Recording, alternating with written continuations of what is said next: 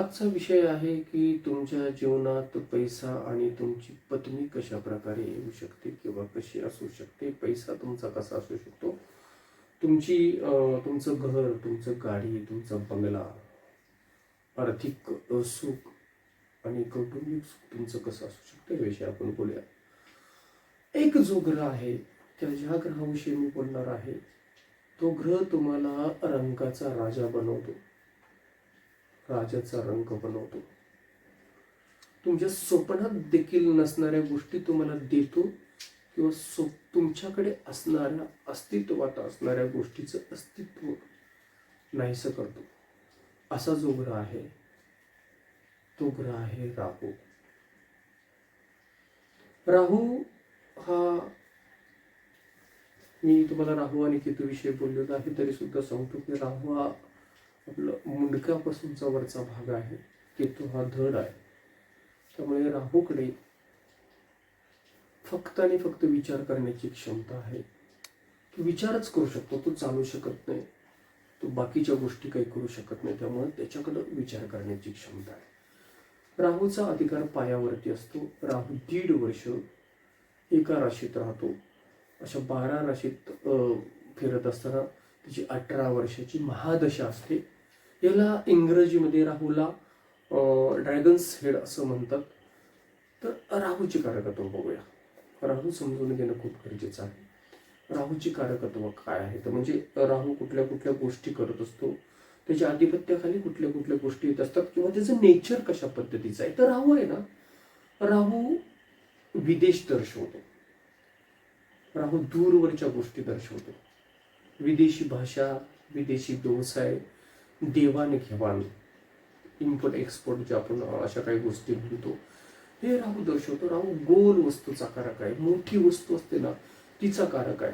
जळणारी वस्तू एखादी असू द्या, धूर असू द्या, ब्रह्म असू द्या, स्वप्न असू द्या, संमोहन असू द्या, संक्रमण असू द्या, वीज असू द्या, computer, mobile, imagination, thought process, तुमची कल्पना शक्ती, विचार करण्याची प्रचंड शक्ती, प्रचंड म्हणजे प्रचंड शक्ती राहूकडे असते. परंतु फक्त विचार करू शकतो, कारण त्याच्याकडे धड नाही, त्याच्याकडे फक्त मुंडकं आहे. मुंडकं फक्त विचार करू शकतं. त्याला तहान भरपूर असते. राहू एकदम विशाल आहे, विराट आहे. तो प्रत्येक गोष्ट आहे ना, डबल करत असतो. सगळ्यात महत्वाचं, राहू रूप बदलणार आहे, म्हणजे तो बहुरूपी आहे.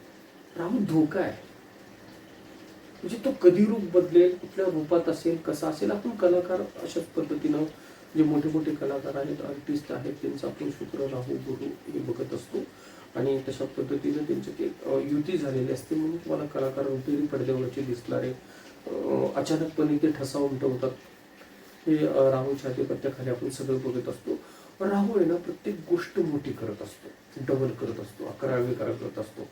आणि राहूची युती ज्या ग्रहासोबत आहे, त्या ग्रहाला ते असामान्य बनवतात, एबनॉर्मल, असाधारण, म्हणजे एक्स्ट्रा ऑर्डिनरी बनवतात. ज्या बी ग्रहाशी त्याची युती होईल, त्या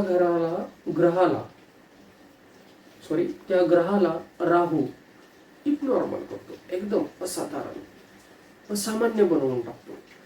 त्याची त्या ग्रहाची, त्या प्लॅनेटचे जे काही कारकत्व असतं किंवा त्याचं जे नेचर असतं, ते नेचरच बदलण्याचं काम राहू करत असतो. राहूचे मित्रग्रह जे आहेत ते शनी, बुध आणि शुक्र आहेत. आता आपण बघूयात की असा राहू रंगाचा राजा बनवतो, राजाचा रंग बनवतो, त्याविषयी बोलूया. तर पैसा, आपण वाहन, पैसा, घर, आपण हे सगळं व्हीनस कडून बघत असतो, म्हणजे शुक्राकडून बघत असतो. आणि दुसरी गोष्ट बघतो ते शुक्राकडून आपण आपली पत्नी बघत असतो. शुक्र स्त्री आहे. तर जातकाच्या पत्रिकेमध्ये राहू आणि शुक्र जर अशी युती असेल, आता युती वेगवेगळ्या ठिकाणी असू शकते, वेगवेगळ्या घरात असू शकते, ट्रायंगल वाईज असू शकते, 2-12 मध्ये असू शकते, 1-7 मध्ये असू शकते. वेगवेगळ्या प्रकारची युती बनते. युती बनत असताना आता मी प्रथम तर तुम्हाला तेही सांगतो, 27 नक्षत्र त्याचे 4 चरण आणि 4 चरणात 2.5 अशा राशी त्या 12 राशी असतात. असं आपण जप करत असताना किंवा तुम्हाला जे काही उपाय दिलेले असतात, मंत्र दिलेले असतात, त्याचं आपण 108 ही माहिती असणं खूप गरजेचं असतं. 108 म्हणी आपण जपत असतो. तर ती नक्षत्र,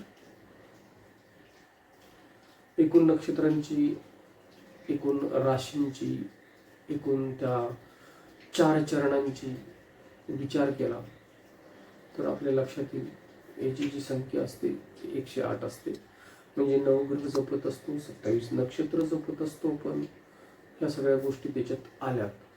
म्हणजे ही युती कुठल्या घरात बनते, ते घर, त्या घराचा स्वामी कोण आहे, मग त्या घरात कुठले कुठले प्लॅनेट जाऊन बसले, त्यांचं कारकत्व काय आहे, किती डिग्रीचे आहेत, त्यांच्या ट्रायंगलमध्ये कोण कोण येते, या सगळ्या पुढच्या गोष्टी आहेत. पण आपण आज जे बोलणार आहे, आज जी गोष्ट मी तुमच्या समोर सांगणार आहे ती म्हणजे अशी आहे की शुक्र आणि राहू ही युती असल्यानंतर, शुक्र म्हणजे काय, पत्नी, पैसा. राहू काय आहे, तर राहू विराट आहे, राहू आकस्मित आहे, राहू विस्तार करणार आहे, डबल करणार आहे, राहू विदेश आहे. तर आपण 1, 2, 3 कारकत्व घेऊया. शुक्र पत्नी म्हणजे अशा जातकाच्या जीवनामध्ये ज्यावेळेस पत्नी येईल, ज्यावेळेस व्हीनस येईल, त्यावेळेस अशा जातकाचं जीवन हे सुखमय झालेलं असेल. व्हीनसचा लाभ व्हायला सुरुवात होईल, त्याच्याकडे आकस्मिकपणे पैसा यायला सुरुवात होईल. लग्नानंतर अशा जातकाची प्रगती व्हायला सुरुवात होते. पहिली गोष्ट झाली. दुसरी गोष्ट अशी आहे, शुक्र स्त्री आहे, राहू विराट आहे, विस्तार करत असतो. म्हणजे अशा जातकाच्या अवतीभोवती जास्त स्त्रिया असू शकतात. म्हणजेच अशा जातकाला 4 ते 5 कन्या होऊ शकतात किंवा असतातच. बरीच उदाहरणं असतात आपल्या आजूबाजूला, आपण बघत नाही किंवा त्याच्यावर जास्त विचार करत नाही, आपल्याला या गोष्टी माहीत नसतात, त्यामुळे ते घडत असतं. ज्यांच्या बी पत्रिकेत शुक्र राहू युती आहे त्यांनी त्यांची स्वतःची पत्रिका ओपन करून बघावी आणि मी जे काय सांगतोय त्या गोष्टीशी आपण किती सहमत आहात. मग तुमची युती कशा पद्धतीने बनले, त्याला दुसरे ग्रह कसे सपोर्टेड आहेत, तो भाग नंतर चालेल. शुक्र आणि राहू, दुसरी गोष्ट मी तुम्हाला सांगत होतो की अशा जातकाच्या अवतीभोवती स्त्रिया, म्हणजे अशा जातकाला 4-5 मुली असण्याची शक्यता असतातच. जर पत्रिकेमध्ये राहू सुरक्षित ठिकाणी बसला नसेल, म्हणजे जातकाच्या पत्रिकेमध्ये राहूची पोझिशन जर खराब असेल तर अशा जातकाची पत्नी ही आजारी पडत असते. पोझिशन खराब असेल आणि पुरुष जातकाच्या पत्रिकेमध्ये शुक्र राहू जर ही युती जमत असेल तर हेही सांगू शकतो की लग्नानंतर त्याची पत्नी आजारी पडू शकते, लगेचच तिला डायबिटीस होऊ शकतो, शुगर होऊ शकते. पहिली गोष्ट, शुक्र आणि राहूची युती जर असेल, शुक्र म्हणजे पैसा, शुक्र म्हणजे पत्नी, म्हणजे अशा जातकाच्या लग्नानंतर त्याच्या आयुष्यात पैसा, सुख, गाडी, बंगला सगळं येऊ शकतं. दुसरं कारकत्व मी तुम्हाला सांगितलं, शुक्र राहू असेल तर अशा जातकाच्या अवतीभोवती स्त्रियांचा जास्त वावर असू शकतो. मे बी असं असू शकतं की अशा जातकाला जास्तीत जास्त कन्या रत्न प्राप्त होत असतात. जर राहूची पोझिशन खराब असेल तर अशा जातकाची पत्नी आजारी पडते, तिला डायबिटीस होण्याची शक्यता असते किंवा होतोच. मग हे सगळं आपल्याला व्यवस्थितपणे बघायचं असेल, हे व्यवस्थितपणे आपल्याला मांडायचं असेल तर राहू काय आहे, राहूची सगळ्यात एक खासियत गोष्ट तुम्हाला सांगतो. ज्या घरात जाऊन राहू बसलाय, राहू हा आपल्या पूर्वजन्मी आपल्याकडून राहिलेलं कार्य करण्यासाठी आलेला असतो. म्हणजे ज्या गोष्टीचा त्यानं उपभोग घेतलेला नसतो त्या घरात जाऊन राहू बसलेला असतो आणि त्या घराचं कारकत्व असतं. ते घर कशासाठी संबोधलं जातं, म्हणजे तुमच्या गाडी बंगल्यासाठी आहे, तुमच्या भवितव्यासाठी आहे, की तुमच्या शैक्षणिक गोष्टीसाठी आहे, तुमच्या पत्नीसाठी आहे, तुम्हाला होणाऱ्या रोगासाठी आहे, तुमच्याकडं आकस्मिक काही घडणाऱ्या गोष्टीच्या ठिकाणी आहे, तुमच्या नोकरीच्या ठिकाणी आहे, तुमच्या आध्यात्मिक किंवा गुरुच्या ठिकाणी अशा ठिकाणी आहे की तुमचं मामा मावशी वगैरे हे सगळं दाखवतोय, मित्रमैत्रीण दाखवतोय की तुमच्या मोक्षच्या ठिकाणी जाऊन राहू बसलेला आहे. राहू ज्या घरात असतो ते घर पूर्वजन्मी आपल्याकडून ते कार्य करायचं राहिलेलं असतं किंवा ती गोष्ट राहिलेली असते, अशा ठिकाणी राहू बसतो. आणि अशा वेळेस जातकाची पत्रिका बघणं खूप गरजेचं असतं.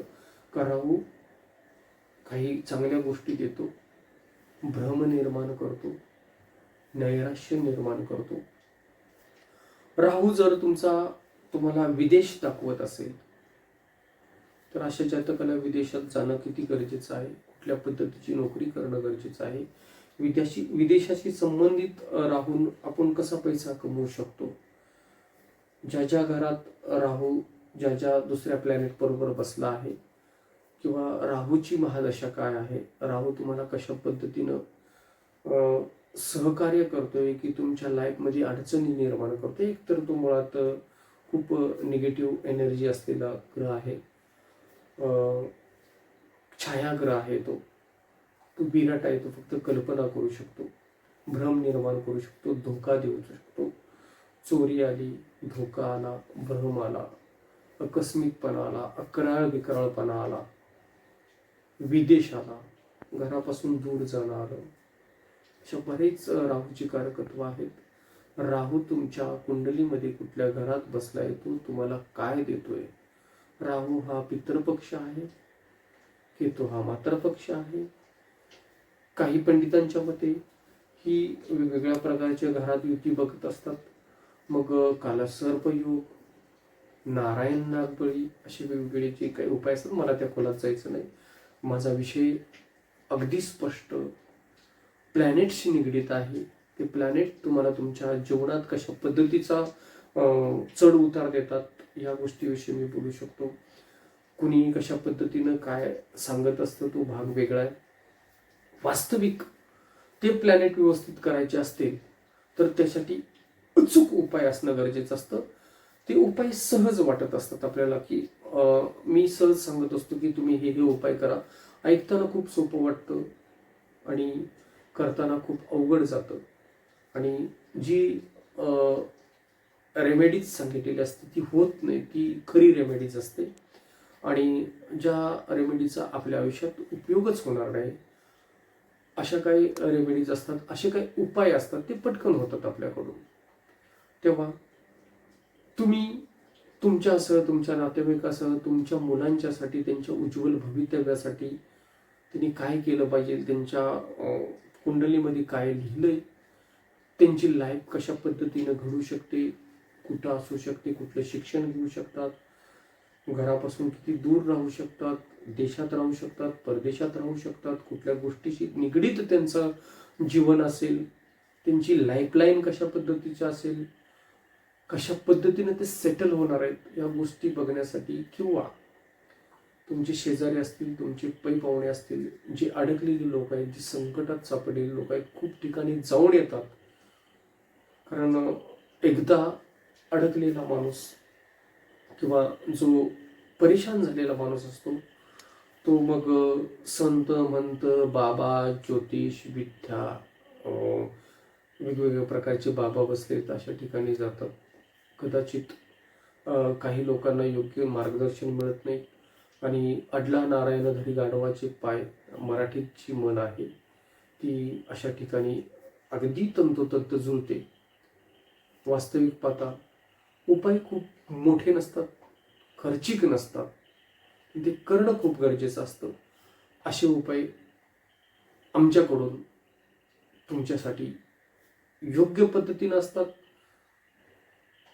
कुठल्याही प्रकारचा त्यात तुम्हाला वावगेपणा दिसणारच नाही याची 100% खात्री, 100% गॅरंटी. आणि तो उपाय केल्यानंतर तुमच्या आयुष्यात जो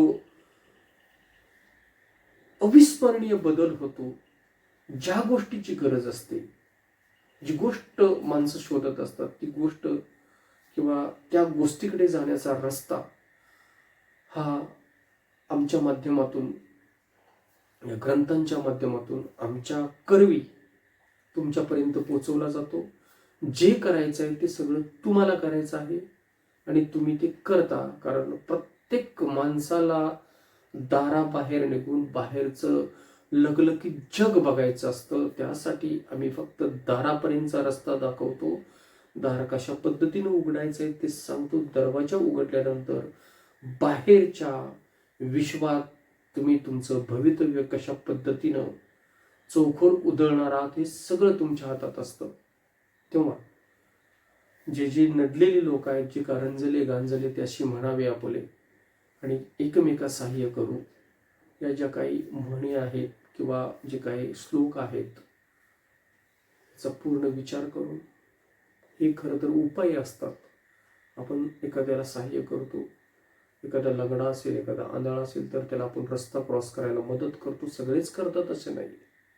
तुमचे प्लॅनेट जशा पद्धतीनं तुमच्या राशीत बसलेले आहेत, कुंडलीत बसले, तशा पद्धतीनं तुम्ही तुमचं विचार किंवा तुम्ही स्वतः व्यक्त होत असता. निसर्ग तुमच्याकडून तशा पद्धतीचे उपाय करून घेतो. असे उपाय आम्ही तुमच्यापर्यंत पोहोचवतो, आम्ही तुमच्यापर्यंत देतो. जो स्क्रीनवर तुम्हाला नंबर दिसतोय त्या नंबरवरती तुम्ही संपर्क साधून आमची वेळ घेऊ शकता. वेळ घेऊन वेळ दिल्यानंतर तुम्ही केव्हा आणि कशा पद्धतीने आमच्याकडे येऊ शकता हे तुम्हाला मार्गदर्शन केलं जातं. दिवसातून फक्त 2 लोकांना, जास्तीत जास्त 3 लोकांना आम्ही आमच्याकडे बोलवतो किंवा त्यांना ती वेळ देत असतो. तेव्हा दिलेल्या नंबरवरती तुम्ही संपर्क साधून तुम्ही तुमची वेळ घेऊ शकता. तुम्ही तुमची पत्रिका दाखवू शकता. तुम्ही तुमची कुंडली बघू शकता. तुमच्या कुंडलीतलं रहस्य, तुमच्या जीवनाचं रहस्य जाणून घेऊ शकता आणि तुमच्या जीवनात आलेल्या अडचणीला खुला मार्ग देऊन जीवन सुखमय आणि समृद्ध करू शकता. धन्यवाद.